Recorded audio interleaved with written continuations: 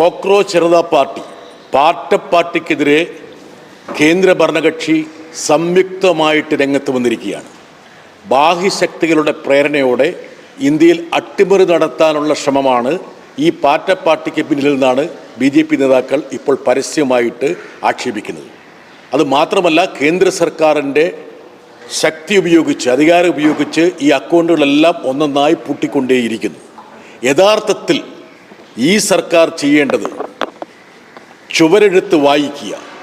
ഈ സർക്കാരിൻ്റെ നടപടികൾക്കെതിരെ രാജ്യത്തുടനീളം നുരഞ്ഞു പൊന്തുന്ന അസംതൃപ്തിയും രോഷവുമാണ് യഥാർത്ഥത്തിൽ ഈ കോക്രോച്ച് പാർട്ടിയിൽ പ്രതിഫലിക്കുന്നതെന്നുള്ള യാഥാർത്ഥ്യം ഉൾക്കൊള്ളുന്നതിന് പകരം ദേശീയ സുരക്ഷ പോലുള്ള ചില പല്ലവികൾ ഏറ്റെടുത്ത് ഇതിനെ പ്രതിരോധിക്കാനാണ് ഇവർ ശ്രമിക്കുന്നത്.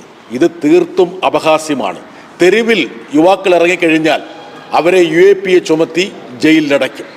ഇനി സാമൂഹ്യ മാധ്യമങ്ങളിൽ പ്രതിഷേധിച്ചാൽ അത് ബാഹ്യശക്തികളുടെ പ്രേരണ കൊണ്ട് എന്ന് ഇവർ പറയും. കഴിഞ്ഞ ഏതാനും വർഷങ്ങളായി കേന്ദ്ര സർക്കാർ ഏറ്റെടുത്ത് നടപ്പിലാക്കുന്ന എല്ലാ മത്സര പരീക്ഷകളും ചോർന്നുകൊണ്ടിരിക്കുകയാണ്. ലക്ഷക്കണക്കിന് വിദ്യാർത്ഥികളുടെ ഭാവിയാണ് അവതാളത്തിലാക്കിയത്. അത് മാത്രമല്ല, തൊഴിലില്ലായ്മയും വിലക്കയറ്റവും കുതിച്ചുയർന്നുകൊണ്ടിരിക്കുന്നു. രാജ്യം ഒരു പ്രതിസന്ധിയിലാണെന്ന് ഇന്ത്യൻ പ്രധാനമന്ത്രി തന്നെ അടിവരയിട്ട് പറഞ്ഞു. അപ്പോൾ അതിനെതിരെ ഒന്നും പ്രതിഷേധം പാടില്ല എന്നുള്ള നിലപാട് സ്വീകരിക്കുന്നത് തന്നെയാണ് പരിഹാസം.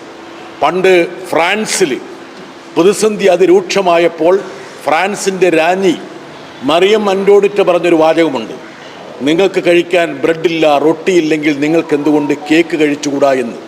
അതുപോലുള്ളൊരു സമീപനമാണ് യഥാർത്ഥത്തിൽ കേന്ദ്ര ഭരണകക്ഷിയുടെ വക്താക്കൾ സ്വീകരിച്ചിരിക്കുന്നത്.